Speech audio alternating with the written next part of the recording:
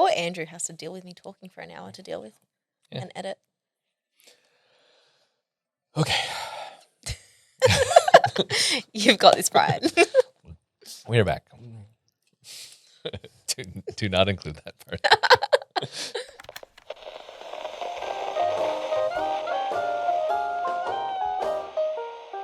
Welcome to the Front Porch with Brian Beaudry. I'd like to welcome today's guest, Point of Rental's APAC Senior Marketing and Events Coordinator. Is that your official title? It is. Well done. Right. Kayla O'Loughlin. Is it Lachlan or Laughlin? How roughly do I pronounce the GH? So just think Lachlan, like Lachlan. the boy's name. Okay. Just put an O in front of it. So O'Loughlin. I wouldn't call that a boy's name either. That's just like, I don't know. Well, okay. Kayla, welcome to the Front Porch. Thank you, Brian.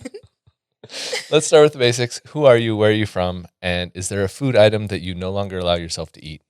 And if so, what?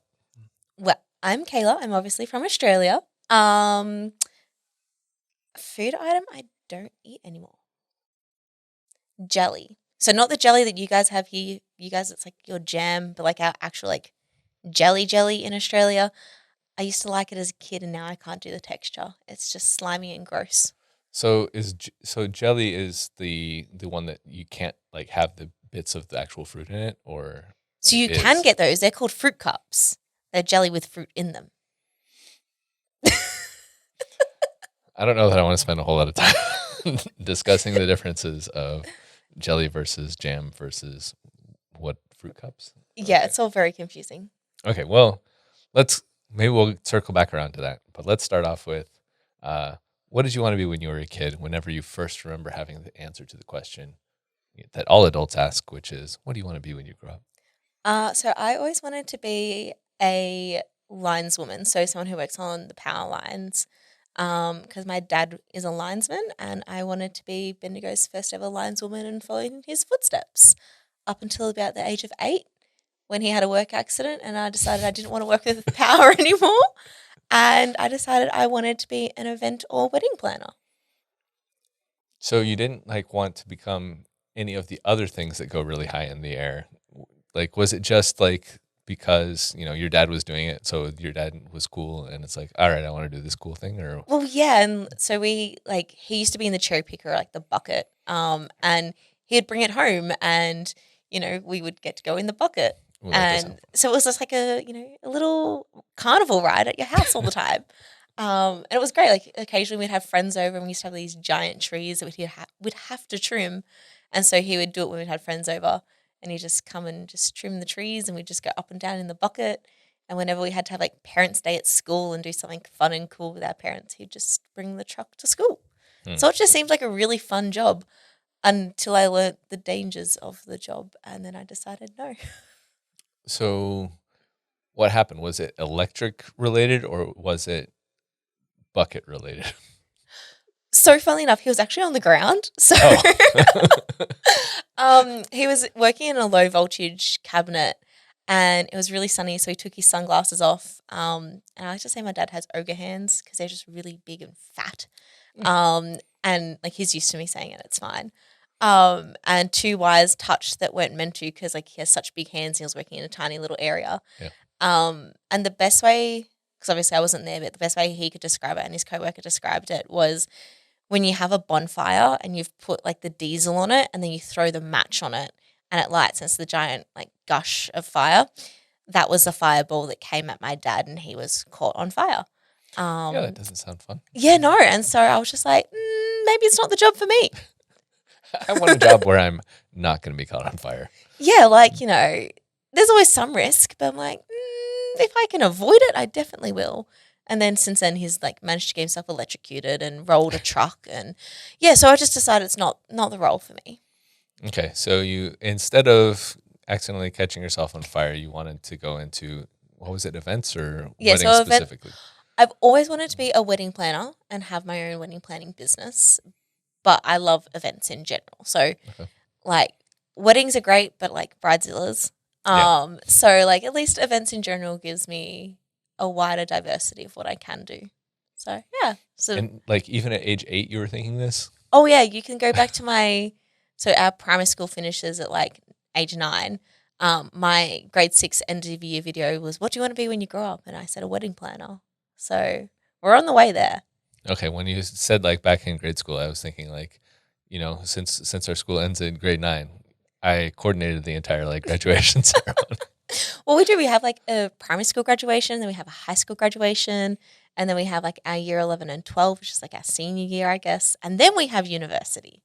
But like that was just because I'm from the country, whereas we have a separate school for just year 11 and 12. Yeah. Most Melbourne schools have it built into their high school. Interesting, because I think in the States, usually it's like if you're more rural, then everything's built into one school, whereas Yeah, we apparently the had opposite. we had a lot of schools because year 11 and 12, you actually had people from outside of Bendigo coming to it. So you had people who would catch the train into Bendigo just to be able to go to the school because we offered so many classes and courses. It was like one of the most sought out schools like within regional Victoria. So you were the big town that other people were coming to. we were, yeah, for once. All right. I saw in your LinkedIn that you were the front of the house assistant at a place called Red Rooster, which seems like an interesting name. We have a red lobster over in the U.S., but not a red rooster. So what is Red Rooster?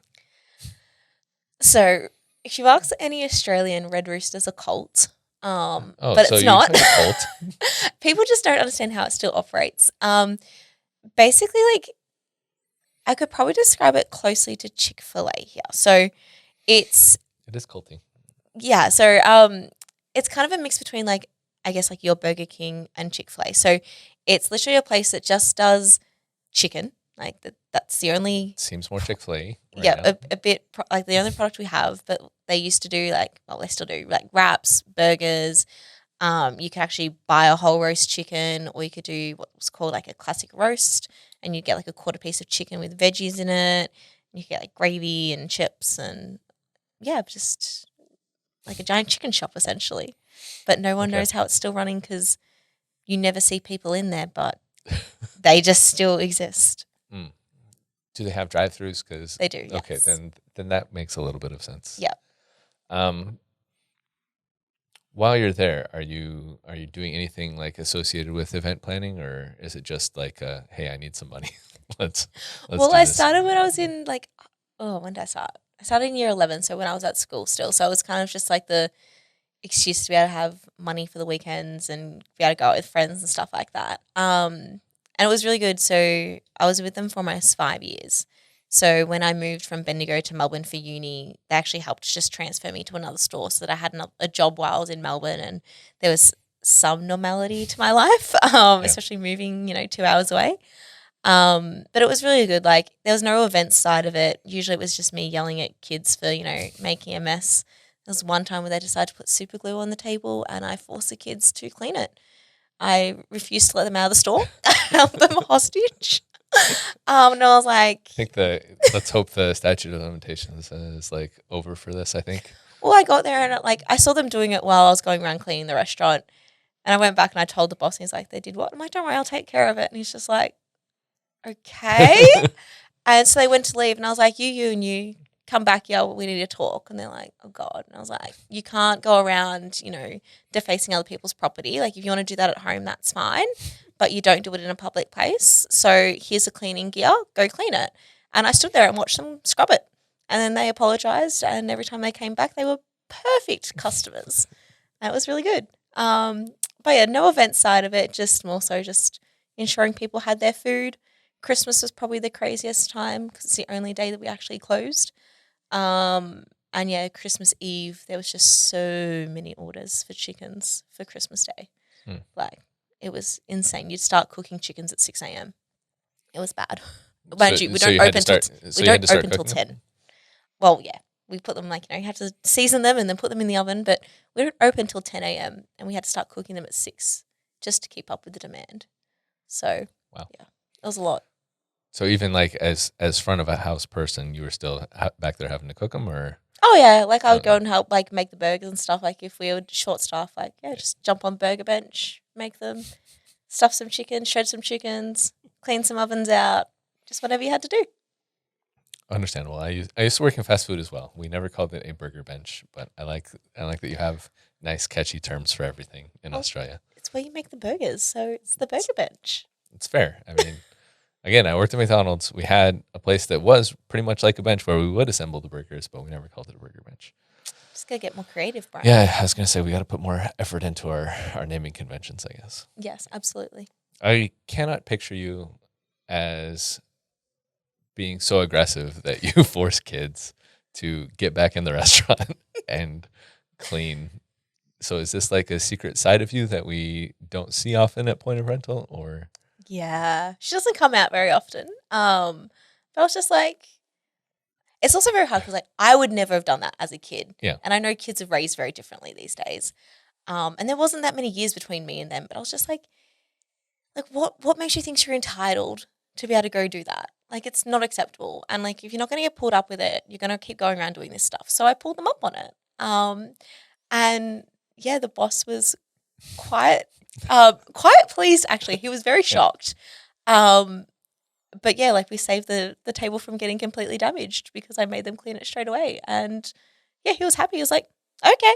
So then whenever there was conflict with customers and I was on shift, I had to deal with it. Then you became like the bulldog, and it's like, go get him. Yeah, literally, look all nice and pretty, but she can be scary when she needs to be. All right. So you go from Red Rooster to working at Pandora. Yes. Now I have a question. Did you ever have to be the bulldog at Pandora? Pandora actually wasn't too bad. I would expect jewelry customers to be a little bit nicer and probably not super glue rings to things. Yes, but no. I didn't ever have to be like a bulldog as such. Like there was just, there'd be kids doing silly stuff or like, trying to steal rings off like the touch and feels. And so you just watch them and just tell them off. Like that was the norm. Like you didn't ever get mad at them. There was a Mother's Day though where I had this Polish man come in, and it was a Mother's Day I will never forget. He abused me 3 times in store because we had like this crazy promotion on, and he kept coming back and buying more things after he'd already purchased stuff to try and get a different discount. And yeah, he was just it was really intense. Instead of being a bulldog that day, I just got there and I called the boss. I was like, what do I do? Like, I've had enough. I'm not okay. Like, this guy's abusing me. He's like, just get him out of the store. I was like, okay. I've been told I can kick you out. So I did. I dealt with him and I was like, and please don't ever return. So when you say abused, what do you mean? And also, like not when you say kick him out, what do you mean? So I didn't physically kick them out of the store, and I wasn't physically abused. But we had a line out the door, and you could see the last person in the line, shock horrid face, while he was yelling at me because he was yelling that loud. It was going out the store and echoing down the hall. To the point where I think I had like 20 minutes after that, every customer was checking in on me and asking if I was okay because of how loud and aggressive this man was, and he was quite larger than me, quite taller, and was intimidating. And then every time his wife tried to speak up to say something, he would shut her down and then yell extra loud to make up for the fact that he just told her not to yell. And so that was probably the one day that has always stood out as the day I never want to do ever again. Like if you have to go back in history and repeat one day, that is not it. Okay. Well, I'm not going to force you to go back and repeat that day. So you decided, maybe because of that, maybe for other reasons, hey, let's get a job that's not necessarily customer facing and dealing with crazy people or very, very yelly people. And you eventually end up at Point of Rental. But how do you discover Point of Rental as like you're working at Pandora? Well, COVID happened. That's probably the easiest way to put it. So I was working at Pandora, and like whilst I was very happy there, and I love the team, I still miss the team. It just wasn't my forever job, and I knew that. Like there was people there who it was their forever job, and they loved retail, and it was who they were. And I was like, I love it, but I don't love it enough to be my forever job. Like I went to uni, I got a degree, I want to use my degree. got a massive debt from doing this degree. Yeah. I better start using it. And so, yeah, during COVID, it was kind of the chance of, obviously, Victoria got hit really hard. And within Australia, Victoria was the worst. So they decided to lock us down, weeks on end. You had all these restrictions, like you couldn't go very far from your house. You could only leave for 4 reasons. Like, it was really intense. And I think that time away from work just allowed me, I guess, to reevaluate, because I was like, well, I've got a job. I've just got to go work, got to go training. Like, that's just what life was. Whereas I didn't really have the chance to stop and actually look at when I would want to make that change in career. And so COVID just forced that to happen. So I started looking online at just different events jobs, because I always knew that's what I wanted to do. And I must admit, I applied for a few others, and I did get interviewed. I think that's usually how it works. Is you usually don't apply to only one place. Well, look, sometimes. But no, so I had a few other interviews, and it was very interesting, because one person said, we would love for you to have the job, but we don't know how you'd go from being such a customer-facing position to sitting in an office, not really working with customers. And now I have to laugh, because obviously that's now what I do, apart from when I get to go to trade shows. So it kind of just came along that, I was on Seek, and the Point of Rental ad had come up, and like, I'd never heard of Point of Rental before then. Obviously knew what the hire industry was, but hadn't really thought much more than that from when I had to hire a few things. But then I got there and sort of read the description, and I was like, there's marketing. Do I love marketing? Probably not as much as events, but can I do it? Yes. And then saw there was a part where I get to plan events, and I was like, may as well apply. There's nothing like, can only get rejected. Like, there's nothing worse than, that, like, they're not going to say you can never apply again or something like that. So, unless you really, really, really mess up. Well, look, that is true. But applied and got to talk to Lathan, and just all went from there, basically. Yeah.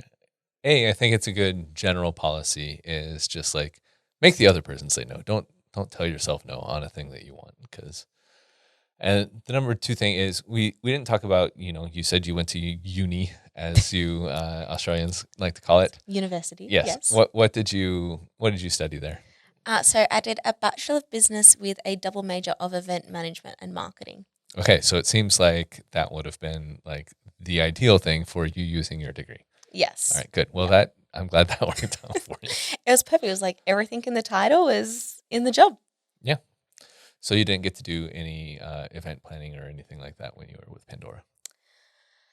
Yes, but no.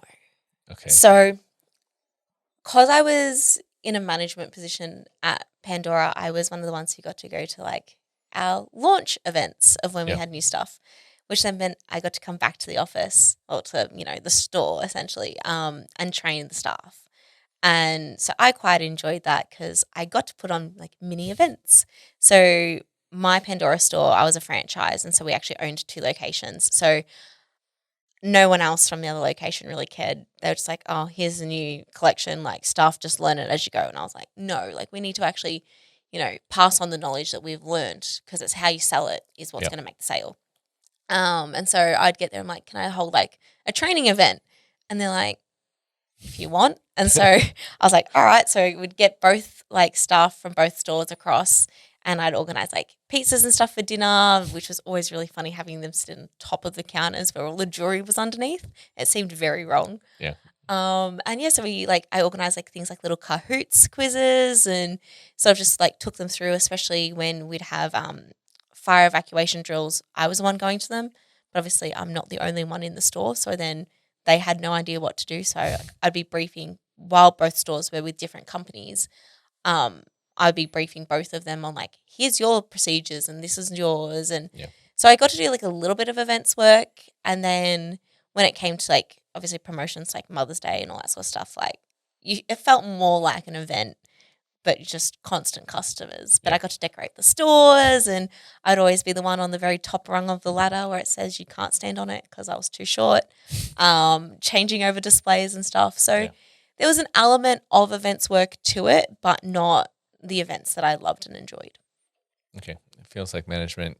I could see getting to that point of like, all right, if you want to try so hard, then then go ahead. It's going to make you happy, and it's probably something that we probably should do. Well, that was the thing. And like, they never really had anyone who did it. There was one manager before me who did one of them, and she was there for 2 years. And then, I got there and I was like, well, why aren't we doing this? Like, I learned a lot through that because I rose through the ranks at Pandora very quickly. So Yeah. I joined as like what we call a Christmas casual. So just someone they hire over the Christmas period to get them through. Within 3 months, I'd been asked to be a full-time staff member. And within 3 months after that, been asked to be assistant manager. So within 6 months, I'd gone from a casual to assistant manager. And I was like, well, there's obviously a reason why. Yeah. But like, it's very weird now that I'm not there, but I still love the brand. And you find ways to talk about it, which is like, you wouldn't think you could be so passionate about jewelry. And just wanting to share that with the staff that was coming through because they're like, oh, it's just a job. It's just going to pay bills. And it's like, yeah, it is. But if you can show passion behind it, it makes people want to buy it more and you can share that experience and it means they're going to come back, which means you still get a job because you've got customers coming back. Yeah. But yeah, it was a cool experience. My bank account appreciates me not working there anymore, though, that's for sure. Okay, now I want to mention, you mentioned it while you were doing the interviewing process, you interviewed with other places. What was appealing about Point of Rental specifically? Like, why'd you come here? I think it's just something different. It was something that was going to be more out of my comfort zone the sense. I was going to say, was it just because Lathan's American and you're... Look, working for a Texan company, like, not mad about it. But no, it was just something that I knew would push me, I guess. Like, I hadn't really had the chance to use my degree and everything within sort of the job description was like, it's going to give me that chance to utilize what I had learned, what I'd been studying for 3 years and going into an industry I didn't know much about. Like, I just felt like I was going to learn a lot more. So it was going to be, I guess, like twofold, like growing my own knowledge, but then using the knowledge that I had as well. Yeah, that makes sense. I think we all kind of want to be in a place where we're actually using the thing that we know. When you spend so much on it, yes. Yeah.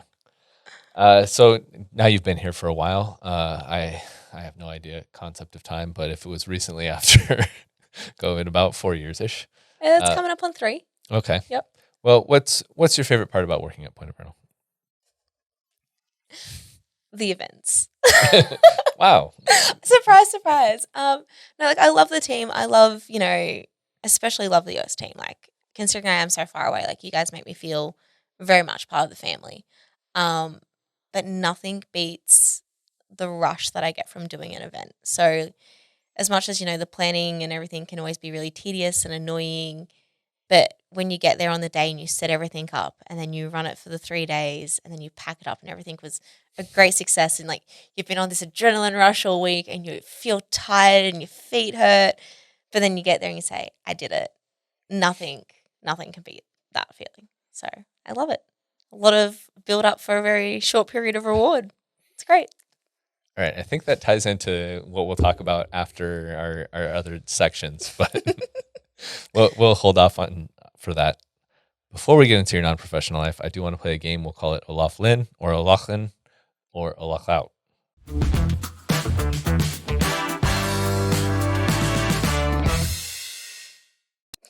Which is it's not great for me to say. I'm going to get tongue twisted on this. I was going to say, if you agree with the statement or it's true, say O'Loughlin. If you disagree with it or if it's not true, say O'Loughout. And I need a reason. Okay. Why did I set this up? O'Loughlin or O'Loughout, you cry at movies. O'Loughlin. Is there a particular type of movie that gets you, like, gets the tears going? Obviously, like the sad ones. But sometimes, like, the romantic comedies, because, like, it's romance. It's sad. Like happy sad? Yeah, like, it's going to be really embarrassing. But as a kid, I always used to cry during High School Musical. Okay. Don't know why. Just as a kid, just going through, watching their love form, it seemed really dramatic at the time. Now I'm okay though. I'm glad to say I don't do that anymore. But yeah, it's just something about like romance movies. But like if you have a movie where it's like, someone's dying and like they never come back, well then of course I'm going to cry because, if you don't cry, There's Okay. probably something wrong with you. Okay, I can see that. Yep. O'Loughlin or O'Loughlin? You've cheated at a board game. O'Loughlin. Definitely have. What's the board game that's most likely to make you cheat? Monopoly. I think Monopoly inspires people. It really brings out the worst in everyone. You can just kind of be a bit more strategic with how you place things and be like, oh, but I gave you extra that time. You didn't give me change. So like, just make it this amount this time. Or you pretend that you didn't, like when you went past go, you didn't get your $200. So you just collect another 200. You know? Interesting. Yeah. Like, I don't know if anyone's ever actually won Monopoly. So you just got to do what you got to do to try and win Monopoly. Okay. Do you ever get called out, or maybe someone threatens to kick you out? Oh, yeah, but we all do it. So we just call each other out. So it's fine. We all just cheat our way through Monopoly. Okay. Maybe that's the Australian way to play. I don't think anyone actually knows all the rules of Monopoly. Well, there are also house rules. So perhaps that's just your house rule is just cheat all the time. We'll just take it. I'll do it. Yep. Okay. O'Loughlin or O'Loughlin, you've told an outrageous lie to a child. O'Loughlin. What's the most memorable lie that you've told to a child? Oh. I've learned through these interviews that it's apparently great fun to lie to children. Look, I'd have to say it's probably with my nephews. They were misbehaving last year when I was in Europe. And my friend wasn't well and she was just looking at me through the phone and you could just see like her eyes screaming for help. And so I told them that if they didn't behave, that Mum was going to tell Santa and Santa was going to tell Auntie Kayla that she had to return their presents that she'd got while on holiday for them. And then for the next 2 weeks until I got home, they were really, really good. So we just... It feels unnecessary to bring Santa into this. But like Santa was like the way to get to Auntie Kayla because she was on the other side of the world and it was really hard for Mum to talk to her. So, Santa's everywhere. Okay. He's always watching. That's fair. Yeah. So I think that's probably about the only crazy ones is usually, just for the nephews, but can't think of anything else. Well, yeah, we only say the really good lies for the ones we love, I think. Yeah, exactly. O'Loughlin or O'Loughlin, your favorite fast food fries are from McDonald's? It's kind of like a yes but no. I was going to say, or does Red Rooster have really good fries? They did until they changed their salt. Oh. I was addicted to them. I'd probably say O'Loughlin, just because they are, but if they were McDonald's fries with their salt, but Red Rooster thickness, because Red Rooster have a thicker cut chip, I could get behind that. Though I do love a waffle fry, and I was very excited for my Chick-fil-A last night just to have waffle fries. That's all I wanted. Waffle fries overrated. Looking at the camera, I don't care who hears it. Waffle fries, overrated fries. They're just a cool little shape and pattern. It just makes them better. It's cool, but it's worse for dipping. It's worse for every aspect of what I want in a fry. So it's no, just spice the fries, but use a regular fry. That's fair. I get that. Although I do like the waffle chips because they're extra, extra salty. All right. O'Loughlin or O'Loughlin, you have an embarrassing nickname or a nickname that you hate. O'Loughlin, but I don't think I would hate it. So my embarrassing nickname is Koala Bear. Very Australian, I know. Yeah. But it was just as a kid when I used to give people hugs, I wouldn't let go.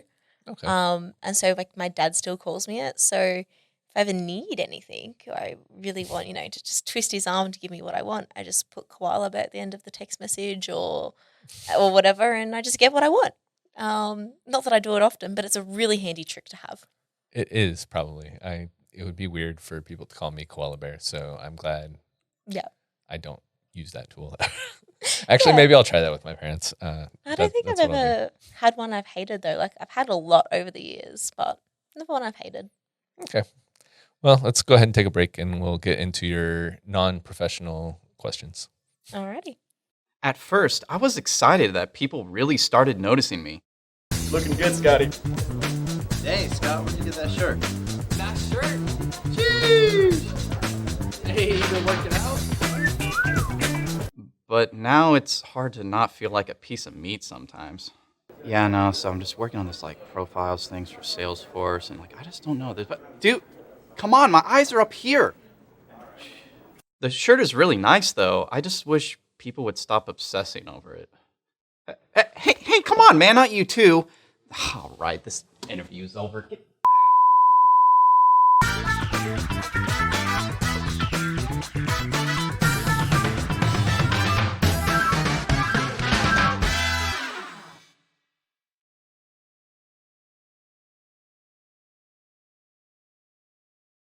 First of all, you're here in the U.S. because you and your team made it to the Cheerleading Worlds in Orlando. So first of all, congratulations. Thank you. Secondly, I imagine cheer must be a pretty big part of your life. As you mentioned, it seems like it's one of those things where it's a lot of work to like prep, and then there's like a fleeting moment of like, yeah, this is super fun. And then like there's a sense of accomplishment after. But yeah, so let's start off with, when did you start doing cheer? So I started doing cheer back in 2016. So my very first year at university. I'd actually heard about cheer 8 years before that when a friend introduced me to it because I went and watched her compete and always wanted to do it but never wanted to put the financial burden on my parents. So I was like, well, I'll wait till I go to uni because I knew they had a team. And I was like, by then I'll be an adult. I'll have my life together. I'll be able to pay for it. Yeah. Wow, ambitious thoughts. But no, so I started halfway through 2016 in September. And yeah, I did a few years doing what we call university cheerleading. So it's more the collegiate style where you have 40 seconds of doing like your chant with your pom-poms and signs. Yeah. And then you have 2 minutes and I think, no, probably about 1:50 actually, if we do 40 seconds of chant, where you do like stunting and tumbling and things like that. And when you're doing that stuff, I know over here you would be doing it at like football and basketball games usually. What are you doing it at in Australia? So not football and basketball games. Yeah. So we only do it at competitions. Okay. So when we're competing against, when we're in the university division, other universities. So while I was a part of the club, I was their events planner, surprise, surprise, and then became their vice president. And so I created a team because I wanted that American feel to it. So I created a team called Varsity. So we would actually go to some of the universities like sporting games, like some of their basketball stuff. We actually had a partnership with the Melbourne Rebels, which is their rugby union team. And so we would actually get to go and perform on their sidelines and at their halftime, which was really cool. So we did that for about 4 years. But yeah, so I basically started with uni cheer. And then Wait a second, I have a quick question. Oh. When you're going to these places, is this a place where they're like paying you to provide entertainment, or is it just like for you to do practice and like call attention to your team, or how does like setting that up work? So because the university had a partnership with them, it was in the later years we just did it on their partnership a day. Originally we did it like I think there was 4 games per year.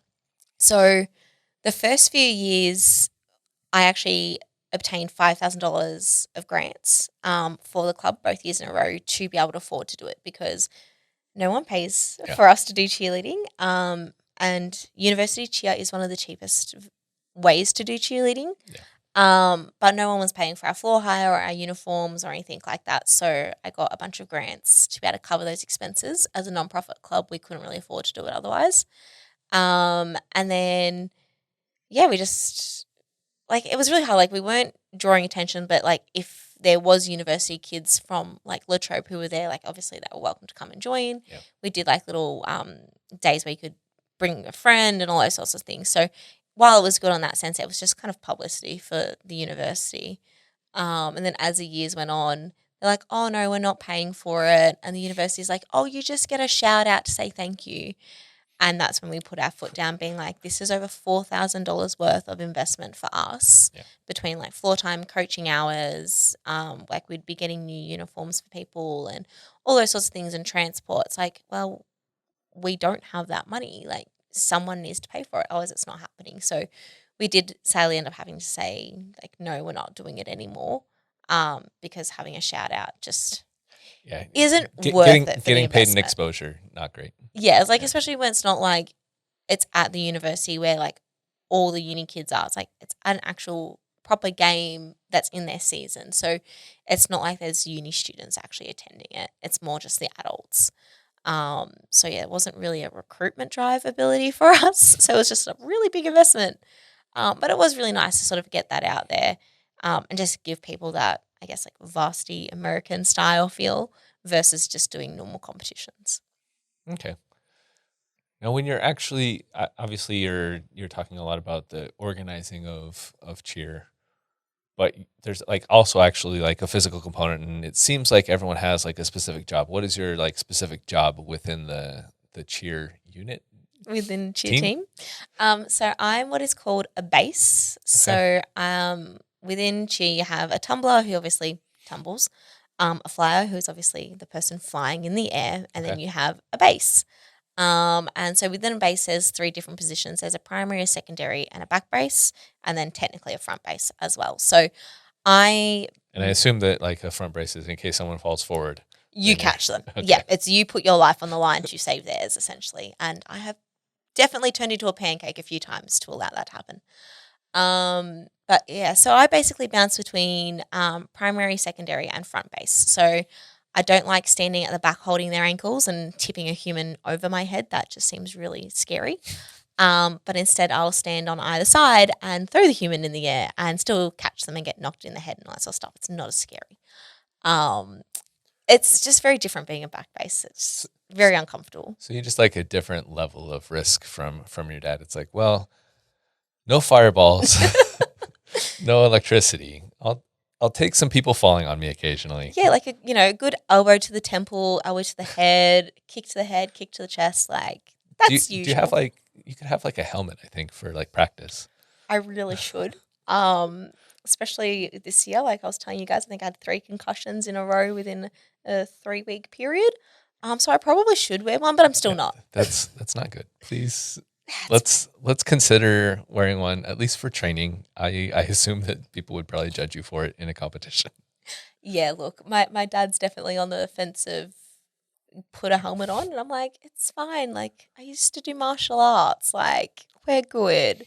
Though, like when I would do fighting in martial arts, I'd obviously wear a head guard. Yeah. So I think that's where he's like, "But Kayla," but no, like it's fun. It's definitely different. Especially all-star cheer, which is what I do now, and I went to Worlds with, is very different to collegiate cheer. So we don't have pom-poms, we don't have signs. Yeah. I'm also on a non-tumble team, so we don't have tumblers because my team, whilst there is quite a few young girls, the rest of us are quite old, and our bodies just don't contort that way anymore. They're saying I'm just too old for this. Word I Literally. can't say on this. Well, I get there and I'm like, upside down doing a back handspring, no thanks. I know what can go wrong. It's not Yeah. going to happen. But yeah, so we just do 2 minutes of literally throwing people in the air constantly without really a break. Fun. It is. It's weird. Like when Did you ever want to be a flyer, or did you always want? Were you So- just always like, I'll be a base? I actually originally tried out as a flyer, and I actually quite enjoyed it. It was just then so it was like in the January of 2016, and then I was like, you've just moved to a new town, like you have to get your life sorted, like you're starting uni, like let's just take things a little bit slower. And then when I joined halfway through the year, they already had enough flyers, so I was just a base, and I was like, all right, this is my life. I do fly once every 2 years. A very weird schedule. It is. So we have nationals in Queensland in Australia, and every 2 years I will go to the beach and have a beach stunt photo. So I'll just go into a prep where they literally just hold me at chest level because like I'm not going any higher than that. And yeah, I just have my photo and then I'm like, cool, I'm done for 2 years because there's nowhere really nice in Melbourne to take that photo. Whereas like at the beach, it's cute and everyone's doing their beach stunt photos. So you'll just kind of like stand in a line and just swap people in and out doing them. Okay, I can see that. Yeah. All right. So how was Worlds? I mean, again, you just came back from it. I think you did pretty well according to preliminary reports. So how did that go? Worlds was Give me a 2-minute summary. Worlds was probably one of the best experiences that I've ever been able to have, but also the hardest one to ever describe. So for us, it was 18 months in the making going because we were meant to go last year and we had been told we were going and 5 days later we got told we were no longer going. which was probably really confusing for the US team. When I was like, guys, I'm coming. And then I'm like, no, I'm not. So basically, Worlds, we ended up coming 7th out of 23, and it was our first ever appearance. So that was really amazing because there was 19 people on the team and only one had ever been to a physical Worlds before. 4 of us had done virtual Worlds during COVID. So we'd learnt a routine in 13 trainings, which ended up being 26 hours, and we filmed it and submitted it. So it was our first times also doing a physical Worlds. So it was a really interesting experience, training every single day for like 2 weeks. So we basically landed in Florida, and the very next day we were training, and we did it the whole way through. Even the night, like we have 2 days at Worlds, so we have day 1 and day 2. Yeah. Even in between those days, we were training, which wasn't a lot of time in between those 2 sessions that we had to perform. So it was really, really intense 2 weeks, I guess you can say, but it's also been a very long preparation in the lead up to it. So it was very rewarding, very exciting. I actually just put my little recap up yesterday about it, and I was like, oh my gosh, like I actually did it. It's something that you kind of never expect yourself to be a Worlds athlete. And then, yeah, once you're there, we got off the floor and they were like, so it's just like another comp, isn't it? And we're like, yeah, it is. Even though it's at the world stage and you're competing against everyone around the world, it's the same 9-rung floor. You still have lights in your face and you're just performing for judges. And I think once we got those nerves out for day 1, day 2, we hit an almost perfect routine. And yeah, still managed to be the best in Australia. So we're quite happy to have that title. Placed 3rd in the Nations Cup and 7th in the world in the second hardest division. Do you get like a cool like Australia shaped trophy of like that you get to take back? No, so this year we sadly only got the little trophy. Virtual Worlds, we got the giant globe. But this year we just got like a little cup for the Nations Cup and then just like a little plaque for coming 7th. But we never, it sounds really weird, we never came to Worlds this year with the intent of winning. We knew that wasn't going to happen. Yeah. It was more so about the experience and how we were going to get there. But our main goal was to put a routine on the floor that in 30 years' time, when we're showing our grandkids, we can be proud of that moment and say, look what I did. And we all did that, and we hit the end pose at the end of dance, and we held it, and then we're like, okay, we're allowed to move. And we all started crying and jumping on each other, and I think it was just a moment of, after not having great practices, to know that we could still do an amazing routine that we were proud of, that nothing could beat that feeling. Yeah. I would think that for a lot of Worlds, there's a lot of people like for that go in like, we're not going to win. Look, and like, I'm thinking like sprinters back when Usain Bolt was like winning everything. And it's like, I have no chance of winning. Let's just do my best. Look, it was interesting.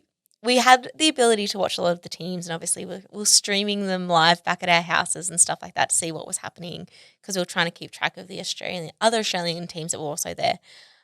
But some of them, you had to look at their routines and you're like, but why?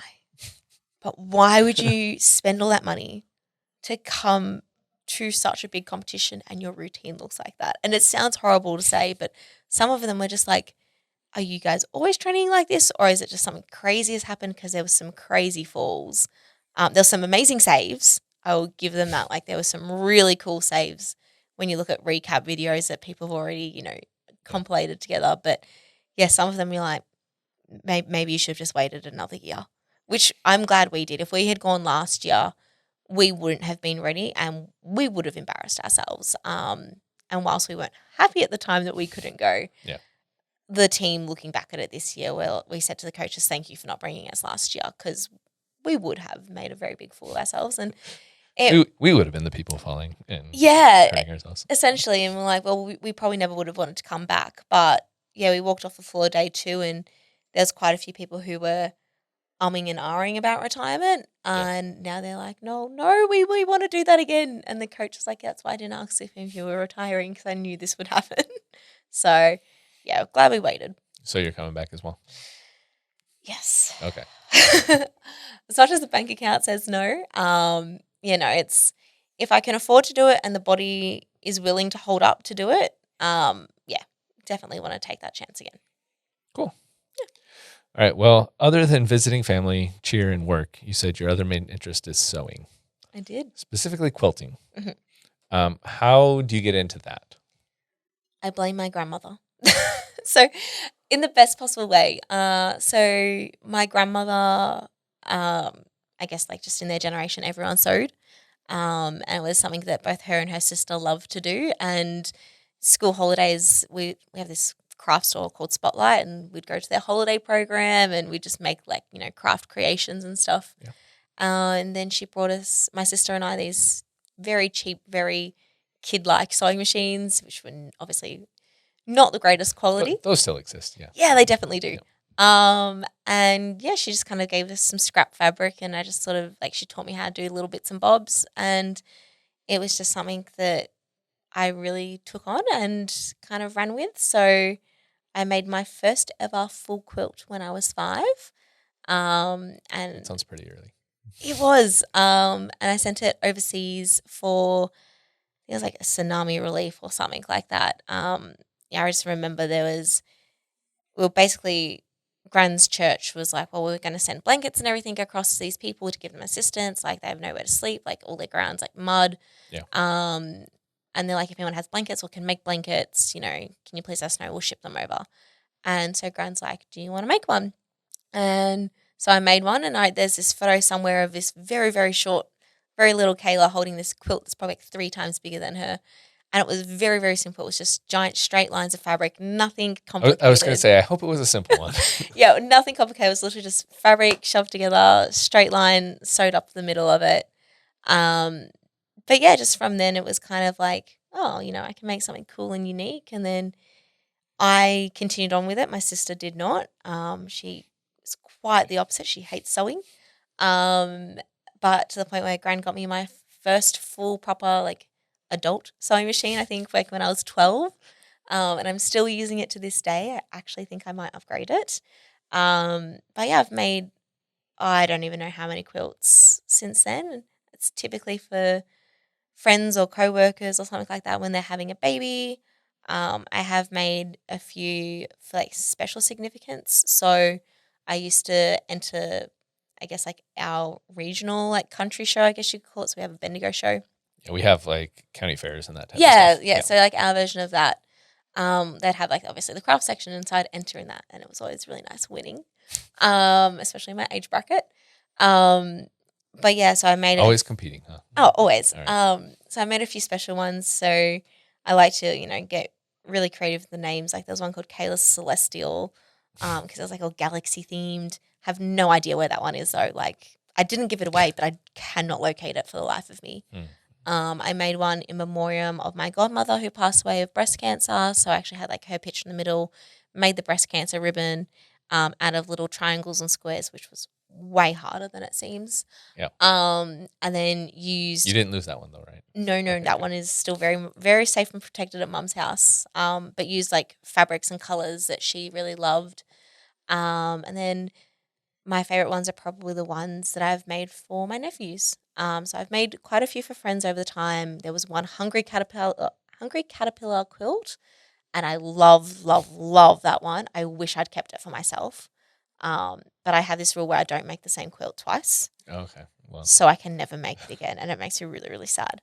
But the ones my nephews, I think there's a sequel to the book, so you could say like, no, this one's based on the second. look, I probably could, but then I probably wouldn't do it the justice that I did on the first one, Yeah. so it would be a letdown. But the ones for my nephews, they're quite special, especially because there was a gap when they were born. So just seeing what I created for the first one, for their first quilt, and the second one's first quilt, I was like, she's definitely gotten better over the years. Yeah. Sorry. But no, I enjoy making it for them. It's something that's really special, especially because like anyone can give you a present from the shops for when you get a baby. Yeah. And when they first arrive, and you probably get a duplicate of something, whereas a handmade quilt has a lot more sentiment and thought behind it, especially because every image that's on mine, like I hand sketch, I don't copy. Like I'll look at a photo for inspiration, but like I'll sketch it by hand, I then cut it out. I'll hand embroider a lot of things onto the quilts as well as making the quilts themselves. So as soon as I get home from this trip, I have 3 quilts to finish before August. Fun. And I haven't started them. So it's going to be very interesting. Well, you do seem like a person who likes to put in a lot of extra work for that moment of payoff. Yes. So I'm sure you'll do it perfectly well. What's something that people misunderstand about you? Has anyone ever come up to you and said, like, I just want to tell you that, like, when I first met you, I thought you were like this, but actually it turns out that you're not. I feel like when people first meet me, they sometimes can be overwhelmed by me, in the sense that I just have a very hectic life, and a very busy schedule. And for some people, it's really hard to wrap their heads around. Even for me, I still think I'm crazy half the time. But I think when people get to know me, they understand why. I'm not someone who likes to necessarily sit still. I like to use time wisely. I never want to run out of time. I think growing up, I had a lot of people who passed away, and just knowing a lot of the experiences they missed out on.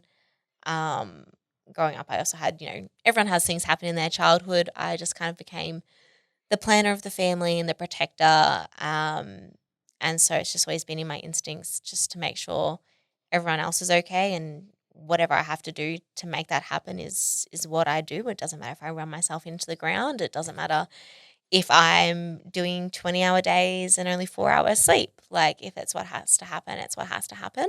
But when people sort of get to know me, they understand more so why I'm that way, and that there is a method to the madness, and that when I do have just me time, I am quite opposite to how I am around everyone. I'm very quiet and I like to have downtime. Yeah. So I can be bubbly, crazy Kayla around everyone else. But I think they also realize, because I am that way, it is very hard for me to sort of ask for help and those sorts of things. So when I ask for it, it kind of throws everyone off guard.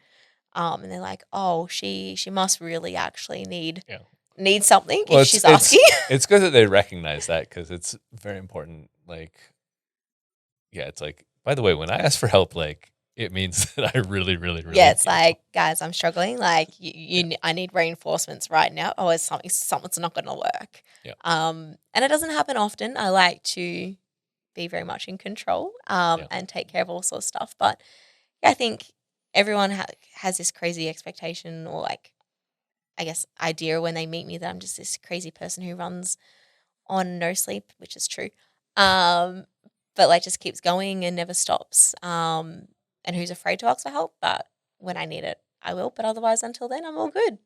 So all of that comes from just those experiences earlier in life where you ran into, like, obviously if people pass away when you're younger, you kind of. Yeah, one year I had 13 funerals that I attended. I don't think I've known 13 people that have died. Yeah, and like some of them were like, people I went to school with, their parents. And that was a hard one because their kids were only 1 year younger than I was. And I was like, well, your parents are the same age as my parents and you're burying one of them. Like, that was a really hard, thought. And so I just kind of got there and I was like, if I'm going to live life, like, I want to try and do everything that I can, and have no regrets. Like, is there times where I'm like, well, why am I doing cheerleading and coaching and working and driving back and forth to Bendigo and having no sleep? Absolutely. But I also know that, when I'm 90 years old, grey-haired, sitting down, hopefully with grandkids around me or whatnot, that it's for a reason. And I did what I did and I've accomplished a lot in my life and I'm happy with that. You want to have those world championships type things to look back on and be like, but I did the thing. Oh, yeah, those medals are never coming down. Yeah. Like, sorry to whoever I marry. Like, you're just going to have to deal with them being up forever. So I'm just saying, like, overall, it's a general concept of you want to have those things to look back on rather than being all like, oh, well, I could have probably done more things. Yeah. Yeah. And, like, even looking back at it, like, knowing a few years back, I actually thought about retiring from cheer. I was like, kind of over it. Do I really need to keep going? And I was like, it's kind of a cult once you're in, you never actually leave. Hence why I'm now coaching. Notice this thing with you in cults. Yeah, I know, right? It's an Australian thing, clearly. But no, I got there and I was like, oh, I'll just keep going. We'll see what happens. And when I got put on the team, I was like, this must be a prank. Like I literally, I didn't understand why I was put on the team, and now I'm like, I understand. But it's also an experience that if I had, retired, I never would have even come to Worlds, and I wouldn't be here getting to talk with you guys. Yeah. So yeah, everything happens for a reason. Okay. Speaking of things that happen for a reason, you can now ask one question of me. I get to ask lots of you. You get one. What is the most craziest, adventurous thing you've ever done? So when I was 18 or 19, I think it was for my 19th birthday, I left home on a Greyhound to meet this girl that I was talking to online back before Brian. that was a thing. She was who I thought she was. Like we'd talked on the phone and stuff, but again, this was back in the time where you had to get like phone cards to talk to people over the phone because long distance was an actual thing. Like cell phones weren't actually existing. Yep. And I had like $20 to my name when we eventually went to Arizona where she was going to school. And so like we did it for a while before I went into the military. I had already signed up for the military. So it's like, I knew I had that to fall back on no matter what. So it's like, no matter what, it's not going to be too bad. My parents can probably rescue me from wherever. But it was still just like, hey, I have like $100 to my name. Let's go ahead and take this bus across the country and just move, take everything. Well, I really had nothing. So it's like, So I'd say that's probably the craziest thing. That sounds pretty crazy. I'm also very glad I know that a greyhound is the boss here. Because it's also yes. an animal. I did not ride a dog. Well, look, we ride kangaroos. Who knows? That's fair. Okay, so before we go to the 5 important questions, I need you to give me a top 5 list in a segment we'll call Give Me 5.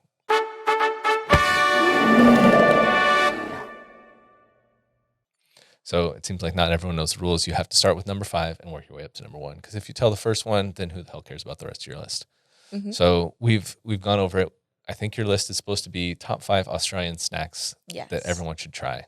Yes. So we'll go ahead and give me your list. Number 5 best Australian snack that everyone should try. Probably going to be really controversial. 5 Red Rooster cheesy nuggets. Okay. Sounds really bizarre, but like Red Rooster normal nuggets, absolutely horrible. Don't even try them. They're cheesy nuggets though. Absolutely delicious. Are the nuggets of chicken or of chicken potato? nuggets? Okay. But they have cheese inside them and sesame seeds on the outside. I'm interested. I don't know what it is, but they are so addictive. Like, okay. I go back literally just to eat cheesy nuggets. Like, okay, and that's number 5. So Yeah. you would go back just for those. So these next 4 have to be better than that. So number 4. I quite like chicken twisties. A lot of people like normal twisties. They're like a. What are twisties? I wish I hadn't finished them on the plane. You have so many weird names and nicknames for things. I finished the packet on the plane yesterday. I should have saved them. They're like a chip, Okay.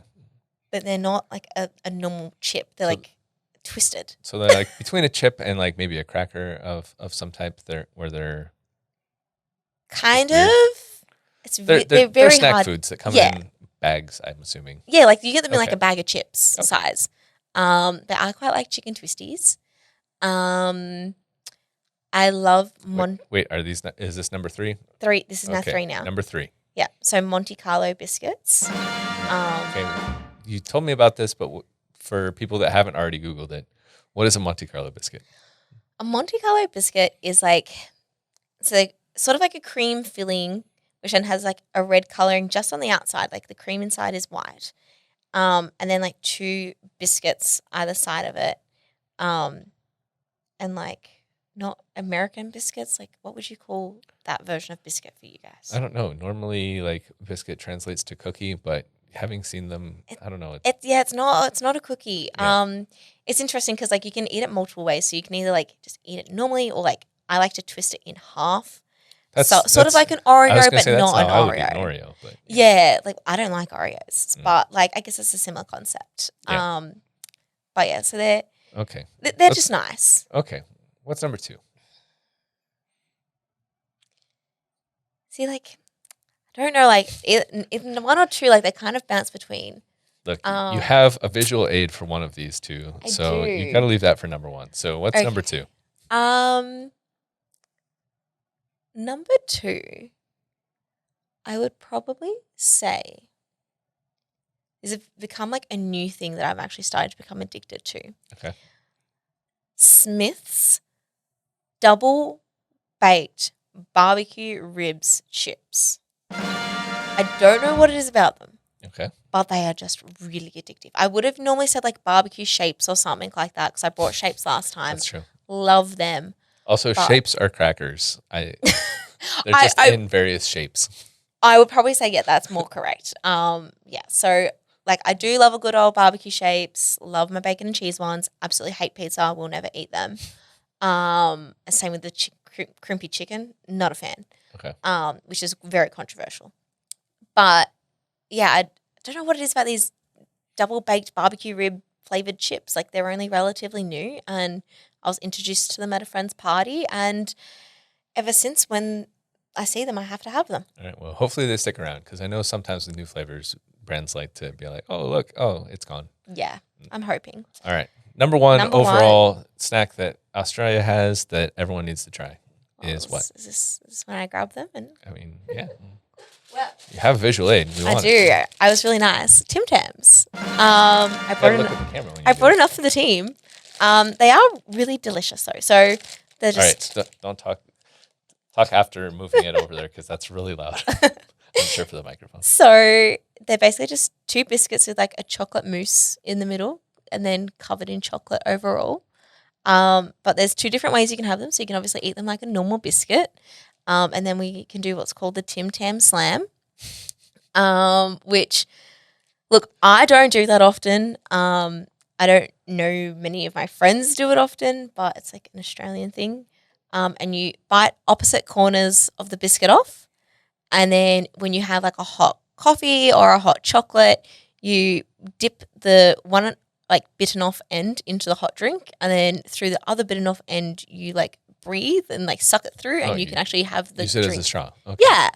And then you just obviously then dip it after a while into the drink itself. But I prefer to eat them normally because I like to keep my drinks and biscuits separate. Okay. But yeah. Cool. Well, let's get back into the 5 important questions. Alrighty. 5 important questions. 5 important questions? 5 important questions. What would you say is your greatest success in life? Up until this week, I probably would have had a really different answer. But coming 7th at Worlds, actually saying I'm a world championship and an athlete. It's our version of the Olympics, and only 2% of people in their sport ever get to that level. So, yeah, being a world's athlete. Yeah, and you went from like, I'm not even going to do this anymore to, okay, I'm going to do this and I'm going to become a world-class athlete at it. Yeah, and doing it at the second highest level in cheerleading that exists is pretty awesome. Yeah. Okay. What is your greatest fear? Never being good enough and letting people down. Can relate. All Yep. right. Is there a time where that like particularly manifested?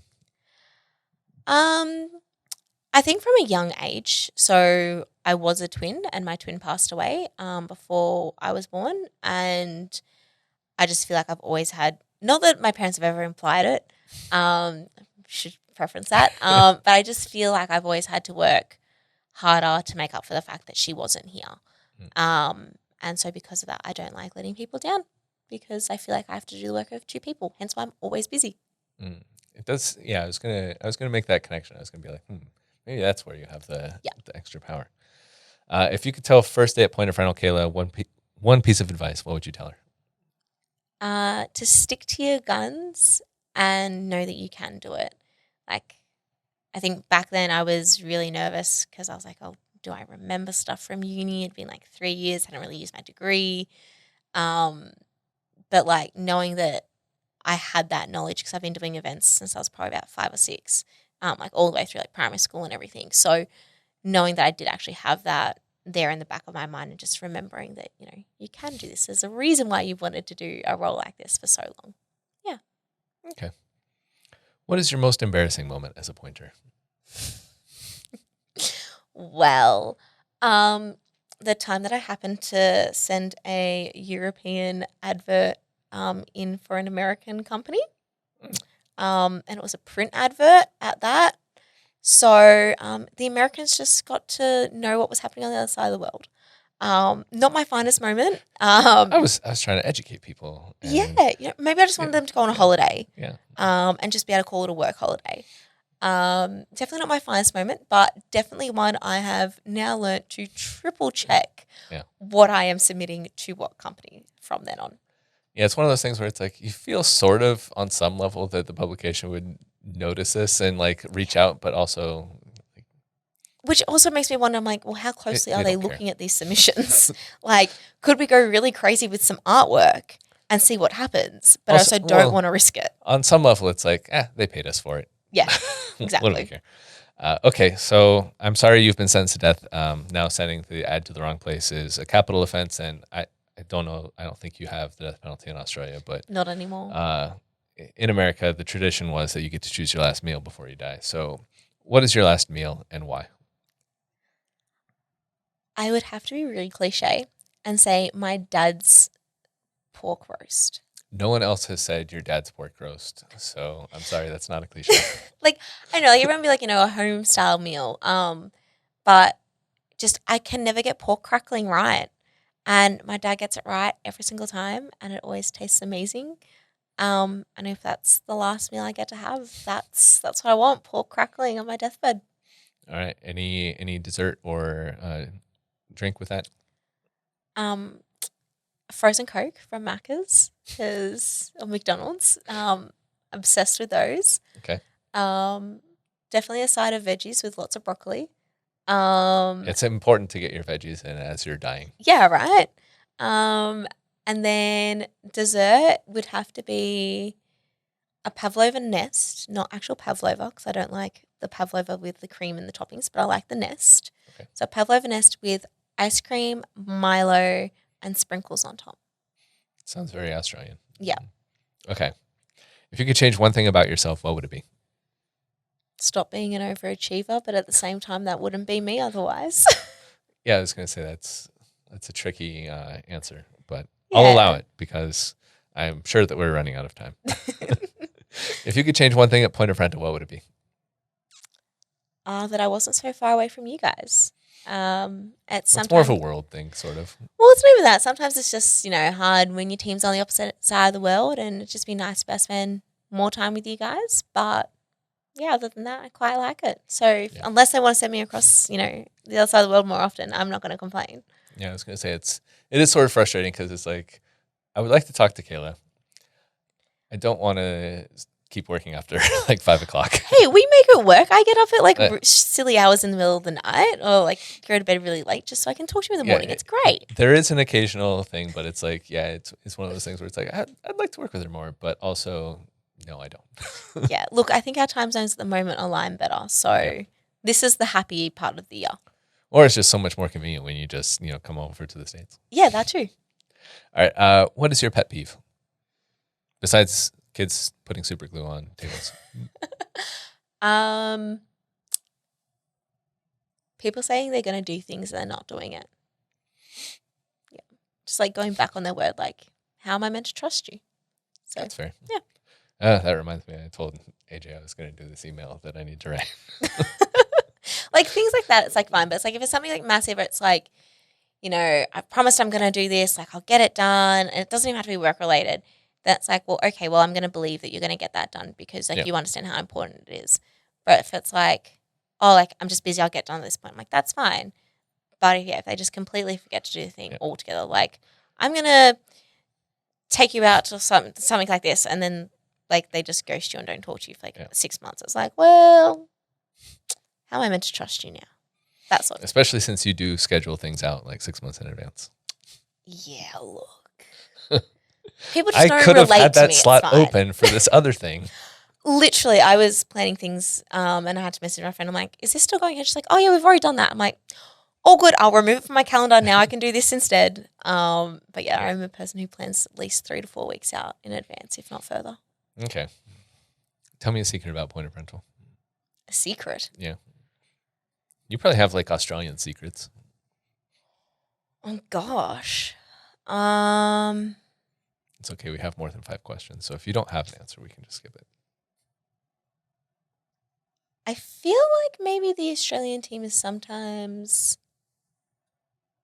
underrated. I feel like there's some people in the team who have some like really cool talents, both work related and non-work related, but you would just never know. So I feel like that's our little secret. All right. Well, tell me more about these later, but after the podcast. All right. Well, thank you, Kayla, for chatting today. Thank you. Thank you also to Andrew Sherrington and Daria Tucker for their work behind the scenes. And to everyone who made it to this point with us, thank you for listening. Please subscribe, rate us, and do all the things required for me to keep talking with people like Kayla. We'll keep the porch light burning for you.